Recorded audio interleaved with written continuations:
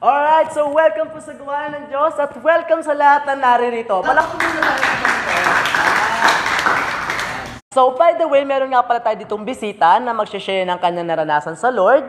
At imbitahan natin siya ngayon dito sa harapan. So, sabay-sabay natin i-welcome si Sister Ann. Sige, dito po tayo. Ayan. So, Sister Ann, kamusta ka naman ngayon? Salamat sa Diyos dahil okay naman ako. Yan, good siyan. By the way, meron kasi kami ditong mga katanungan sa lahat ng mga in-interview namin dito. Okay lang ba sa yun? Ano man? Ayan. So, ito ang pinakauna naming tanong kasi dito lahat nagsisimula ang mga testimony ng mga tao. So, ang una naming tanong, Sister Ann, sa lahat ng pagsubok na dumarating sa buhay mo, paano mo ito hinarap? Sa totoo niyan, hindi naging madali dahil una, ang buhay rin naman namin ay hindi rin naman ganun kaluwa. Pangalawa, nagkasakit pa yung tatay namin na siyang bumubuhay lang sa amin, kakapatid. Sa pagsubok na yon, mas napalapit ang buhay namin, mas napalapit kami sa Panginoon. Ay, ako na! Kasi, di ikaw na. Ikaw na. Ikaw na. At yung mga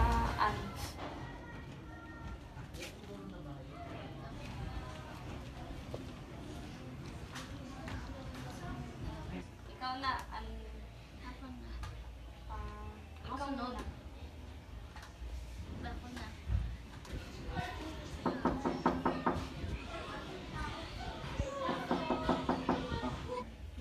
Ate, may tao. Wait lang po.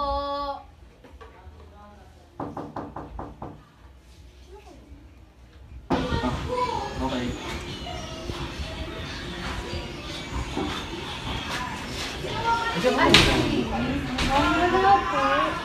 Ganun ba? Sige, pwede ba kayo na lang yung bagyan namin ng Word of God? Sandali lang naman.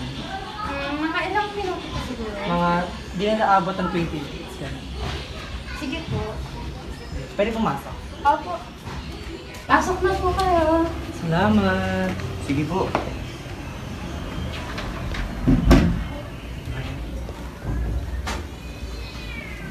Pwede na po kayo po. Ay, thank you. Hello nga po pala. Ako nga pala si Brother Charles and si Brother Gab. And mga evangelist po kami, galing po kami ng ibang church. And pwede bang malaman namin yung pangalan ninyo? Ako po si Ann. Ako po si Mara. Ako po si San. Ayan, nagaganda ng mga pangalan. Pwede ba kami magayag ng salita ng Diyos? Kahit saglit lang. Sige po. Ayun, sir. Pero mag-umpisa muna tayo. Pray muna tayo. Panginoon, maraming salamat po sa araw ito, Lord, na binigyan mo kami ng oportunidad, Panginoon, na maghayag ng iyong salita. Gamitin mo lamang kami, Panginoon, upang maghayag ng iyong katuruan, Panginoon, sa mga kabataan. Ito, bigyan po sa ng lino, Panginoon, sa iyong salita. Sa pangalan ni Jesus. Amen.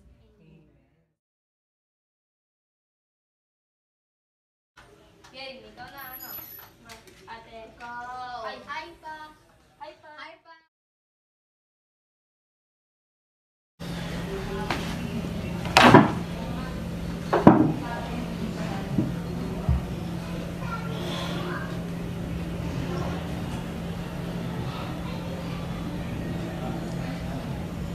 Nak, halika nga muna dito.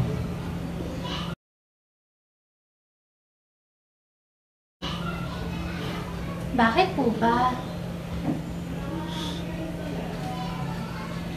Nak, simula ngayon, tayo-tayo na lang ng mga kapatid mo. Po? Ano po nangyari? Hindi ko alam kung paano sasabihin sa inyo ito kasi ang babata pa ninyo. Iniwan na tayo ng mama mo.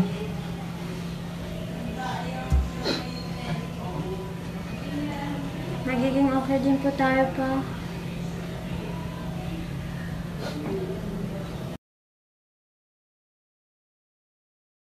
Mara, Santi, kakain na!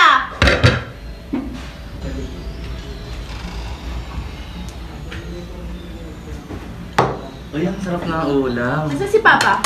Wala, madami siyang ginagawa. Mag-overtime na naman. Sige, kain na tayo. Ano ba? Tapos ng panahon mo, ka-college na ako. Oo nga ate, ako nga, patapos na sa high school eh. Pati si Santi, high school na rin. True. Kaya na.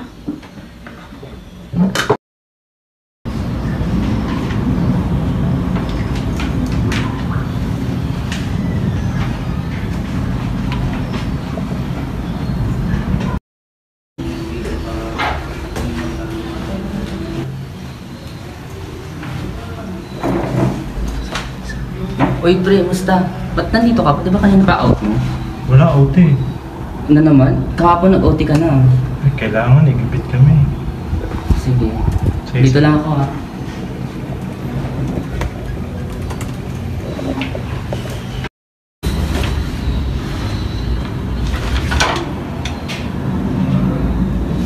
Uy, pre. Kola. Uy, pre! Pre, gising! Pre! Uy, tumawag kayo ng ambulansya! Pre! Pre!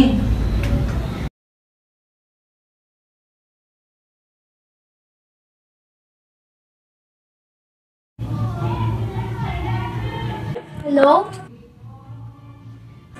Si Papa? Sige po.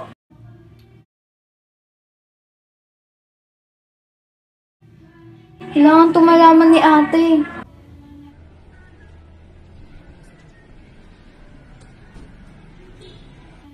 Hello?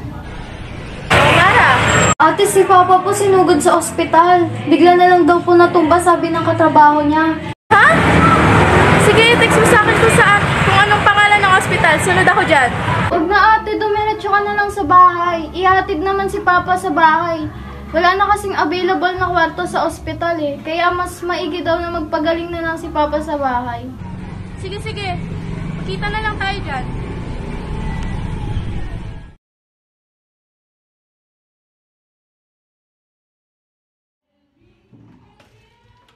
Mara si Papa!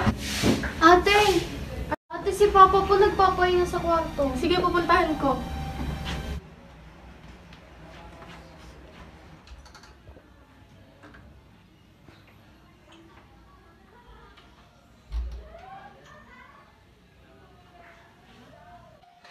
Ate Ann! Ay, nakalandyan pa.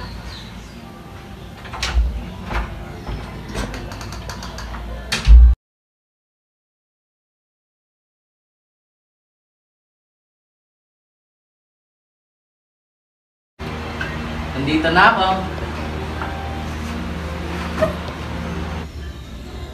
Ate, si Papa.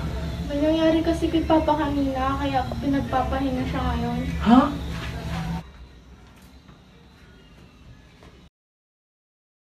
Ate, ang dami na nating babayarang hospital bill si Papa. May possible kasi na baka na-stroke siya. Gawa nga ng kakatrabaho niya. Nagawa natin yun ng paraan.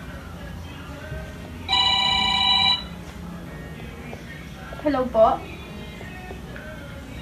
Opo, magbabayad po kami ng renta. Bigyan niyo lang po kami ng onting panahon para po makapagbayad. Opo. Ate, ano po yun? Sa renta po ba?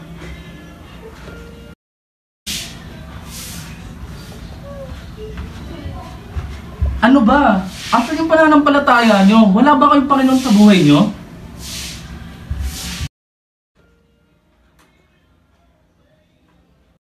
Lord, alam ko pong mahina ang pananampalataya nila, pero darating po ang araw na maniniwala sila sa iyo. Lord, kayo na po ang bahala kay Papa, naniniwala po ako sa kaya niyong gawin. At Lord, sana makasama ang mga kapatid ko sa Sunday.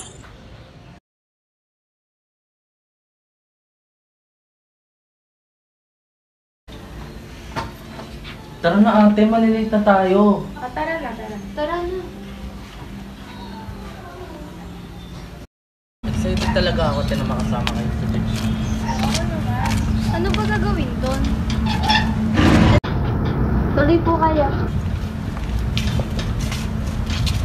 Uy, saan siya ka? Okay lang, ikaw ba? Okay lang naman. Dito makasama mga kapatid mo? Ito, mga ate ko nga pala, si ate Mara, tsaka si ate Ann. Ay, ate Mara. Hello.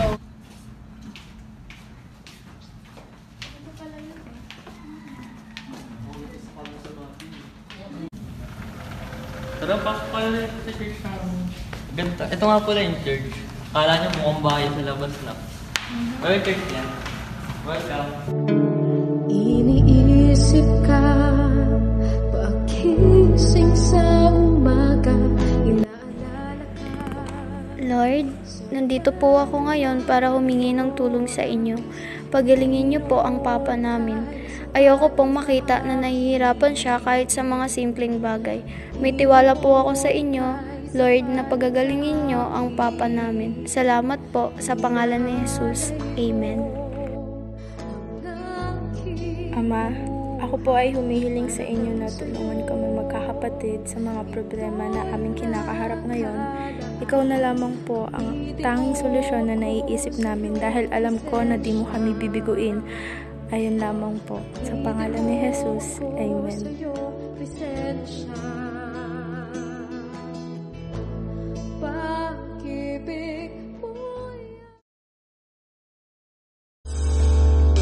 Ang pag-ibig mo patuloy na dumadaloy, daloy, daloy, dadaloy at umaagos.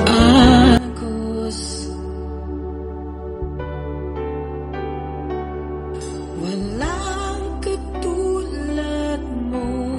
Parang kailan lang may sakit si Papa. Ngayon, ang sigla-sigla niya na. Masaya naman ang ganito. Nakita ko silang masaya. Ang galing mo talagang gumawa ng himala sa pamilya ko. Salamat, Lord. Panginoon.